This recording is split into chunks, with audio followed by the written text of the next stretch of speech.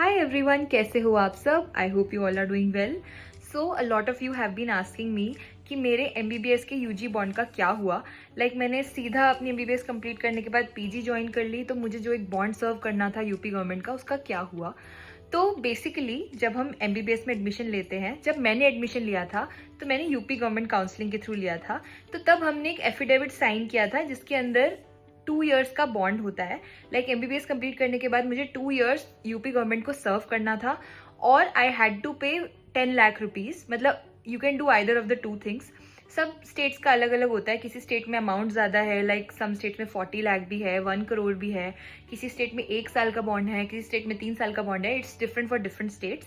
तो मेरा बॉन्ड ये था एंड उस टाइम पे मुझे भी नहीं पता था कि क्या करने वाली हूँ मैं. बट जब मैं फाइनल ईयर में आई एंड देन इंटर्नशिप में एंड मुझे लगा कि अब मुझे नीट पीजी देना है and I have to get selected, तो उस टाइम पे मुझे पता चला कि वो जो बॉन्ड होता है, जब अगर आपका सिलेक्शन हो जाता है for further studies, for anything, अगर आप नीट पीजी में सिलेक्ट हो रहे हो पीजी के लिए, या फिर आप यूपीएससी देना चाह रहे हो, या आप कुछ भी करना चाह रहे हो, तो वो बॉन्ड जो होता है वो स्टे पे लग जाता है.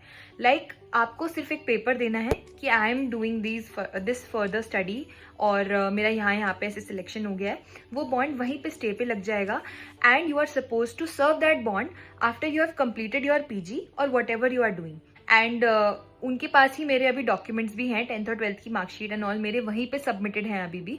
And I have to complete my PG and go back there and serve the bond, और आई हैव टू पे 10 लाख रुपीज.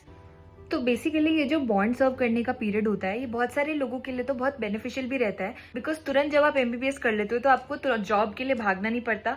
आप आसानी से, आपको गवर्नमेंट जॉब दे रही है एंड दे पे गुड फॉर दैट.